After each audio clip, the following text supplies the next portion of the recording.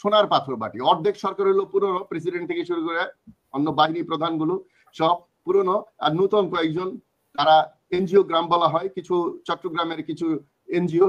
So এই সরকার দিয়ে এত বড় কাজ কি সম্ভব?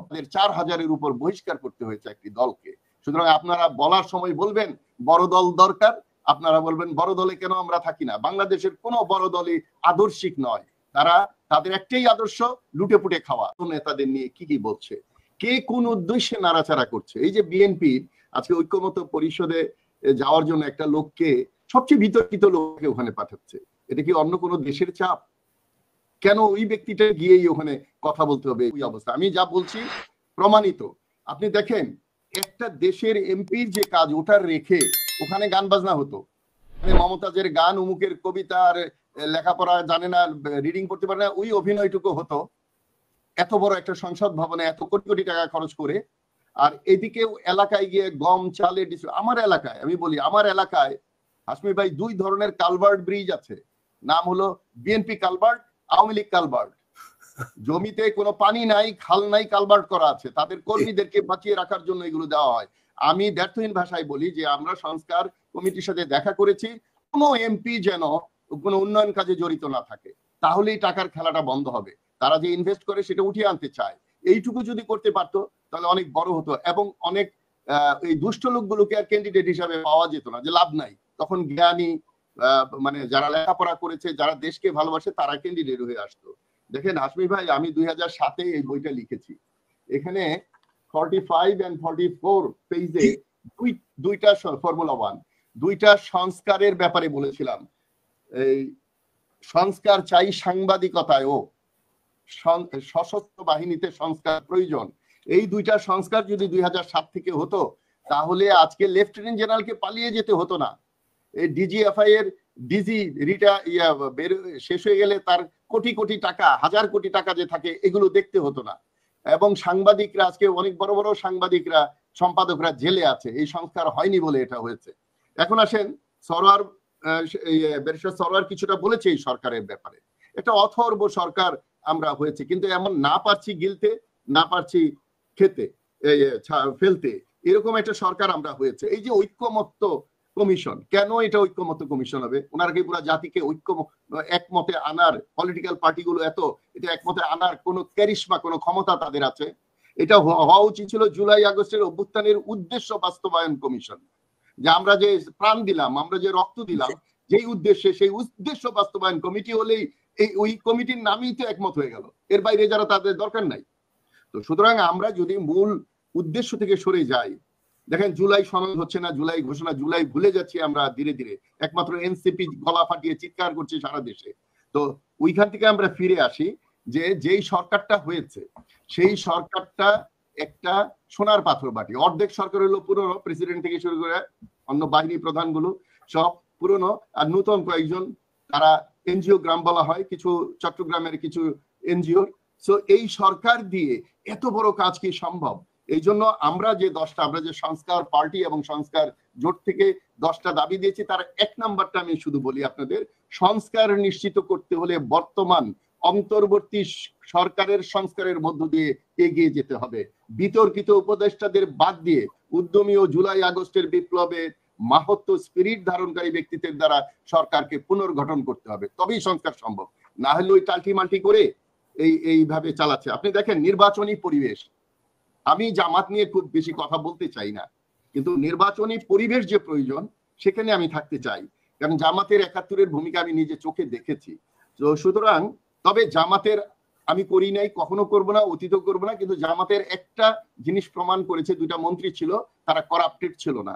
আমাদের বিরাট শত্রু হলো কারাপশন, এটা তারা প্রমাণ করতে পেরেছে। দেখেন একটা নির্বাচন পরিবেশের জন্য কি কি প্রয়োজন। 1 নাম্বার হলো পুলিশের সংস্কার, যেটা হয়নি, প্রশাসনিক সংস্কার, যেটা হয়নি, নির্বাচন কমিশনের সংস্কার, যেটা হয়নি, এবং সর্বোপরি বিচার বিভাগেরও সংস্কার প্রয়োজন নির্বাচনের আগে। বিচারের অংশটা বাদই দিলাম, বিচার না হলে এগুলো যদি রেডি করা হয়, যে আপনি দেখেন স্বরাষ্ট্রমন্ত্রী বলে ফেলেন, চিফ ইলেকশন কমিশনার বলে আমরা প্রস্তুত। আরে ভাই, তোমরা 10টা লোক একসাথে হলে তাদেরকে কিছু করতে পারবে না। রেপের পর রেপ হচ্ছে, গত 1 মাসে বোধহয় রেপ হাইয়েস্ট রেট বাংলাদেশে হয়েছে। মারামারি কাটাকাটি হচ্ছে, এগুলো দমন করতে পারছে না। ওই পলিটিক্যাল গভর্নমেন্টের মতো বলছে আমরা রেডি আছি ইলেকশন করার জন্য। তো সুতরাং এগুলো ভাওতাবাজি মানুষ এখন বোঝে। সবচেয়ে বড় সংস্কার হয়েছে বাংলাদেশের জনসাধারণের মধ্যে, তাদের মধ্যে একটা উদ্যোগ, একটা উদ্দীপনা এসেছে যে আমরা আর স্বৈরাচার চাই না। সুতরাং এক স্বৈরাচারকে বিদায় করে আরেকটা স্বৈরাচার যদি আমরা করতে না চাই, তাহলে পিআর ব্যবস্থাটা আনতে হবে। আমরা ওই ব্যক্তিকে আর দেখতে চাই না এলাকায় যে সে ওই সকল কিছুর খেয়াঘাটের মাতব্বর থেকে শুরু করে সব তার হাতে থাকবে, স্বৈরাচারী তো ওখান থেকে শুরু হবে। এটা জনগণ কিন্তু এখন চায় না। জনগণ চায় স্থানীয় সরকার এই উন্নয়নের কাজে ব্যস্ত থাকবে এবং এমপিরা ওই সংসদে বসে আইন প্রণয়ন করবে, যেটা সংস্কার করা যেটা সংস্কার করবে, নতুন করবে, পুরনো গুলো দেখবে। আপনি দেখেন পিআর ছাড়া বাংলাদেশে নির্বাচনের মানুষ হত্যা বন্ধ করবেন কিভাবে? আমাকে আরেকটা পলিসি দেন যে এটা করলে মানুষ হত্যা হবে। আমি হাসমি ভাইকে বলতে চাই যে আপনি যে বিদেশে আছেন, ওখানে নির্বাচনের আগে অফিস থেকে গিয়ে মানুষ চুপচাপ ভোট দিয়ে চলে আসে, সিরিয়াস বেটা। আমার এখানে বলা হয় উৎসব, উৎসব করতে করতে মিছিল, মিছিলে গিয়ে মারামারি কাটাকাটি, মানুষ হত্যা, রক্ত গেল। তাহলে যেইভাবে ডেমনস্ট্রেশন হচ্ছে গত 11 মাস যাবত ইলেকশনে 5 আগস্টের পর থেকেই, যেখানে আওয়ামী লীগের পোস্টার ছিল সেখানে এখন বিএনপির পোস্টার, যেখানে আওয়ামী লীগের অফিসগুলো ছিল সেগুলো এখন বিএনপির পোস্টার, যেখানে আওয়ামী লীগ চাঁদাবাজি করতো সেখানে বিএনপি এখন দায়িত্ব নিয়ে সেগুলো করছে, এবং তাদের 4000-এর উপর বহিষ্কার করতে হয়েছে একটি দলকে। সুতরাং আপনারা বলার সময় বলবেন বড় দল দরকার, আপনারা বলবেন বড় দলে কেন আমরা থাকি না। বাংলাদেশের কোনো বড় দলই আদর্শিক নয়, তারা তাদের একটাই আদর্শ, লুটে পুটে খাওয়া, এবং এইটা দুইটা দলের মধ্যে বাংলাদেশের মানুষ প্রত্যক্ষ করেছে।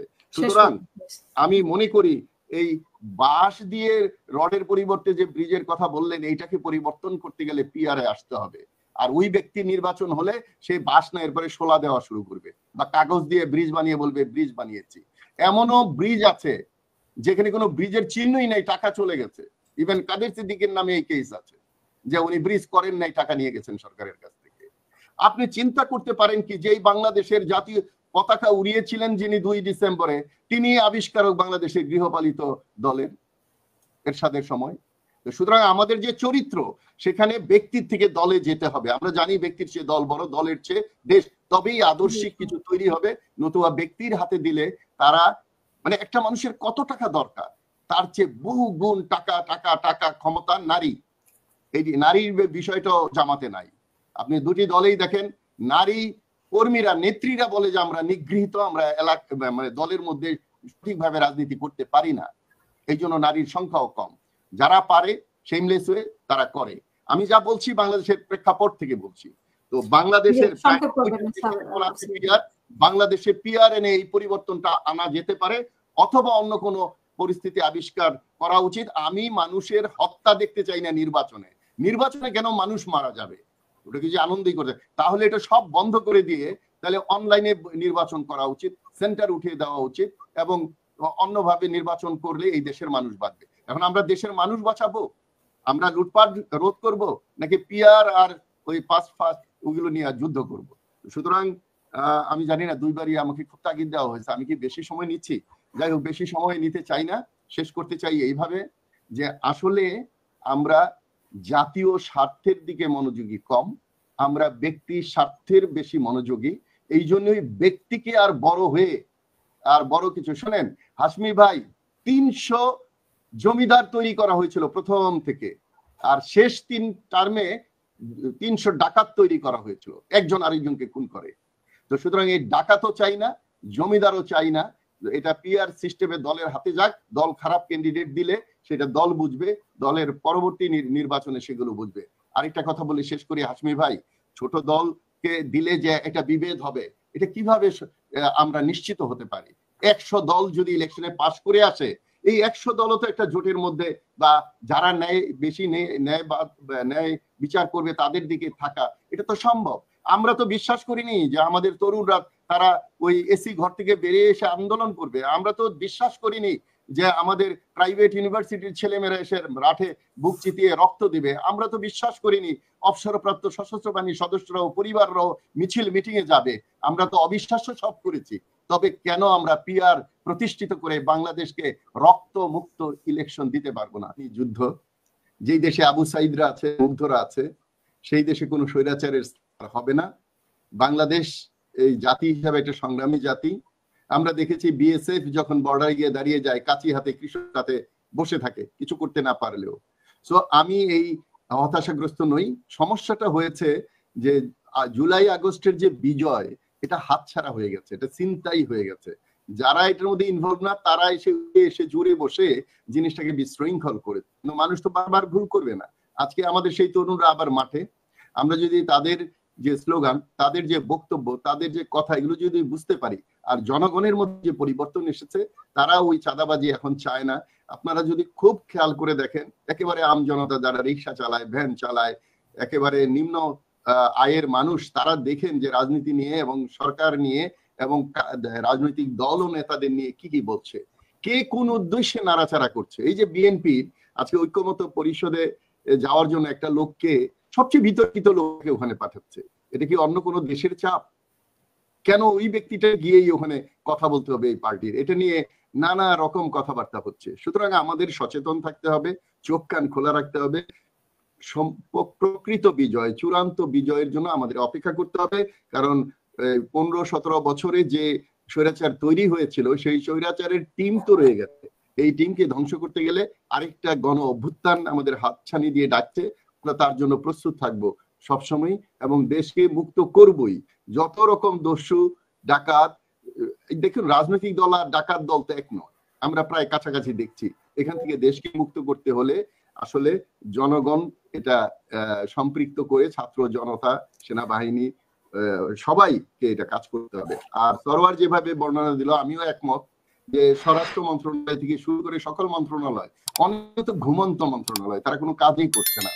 তো এইটার জন্য আমরা বলেছি যে সরকারকে আগে সংস্কার করা হোক, সংস্কার সঠিকভাবে তৈরি করা হোক, তারপরে বাকিটা হয়তো এমনিতে আমরা পেয়ে যাব। সবাইকে ধন্যবাদ।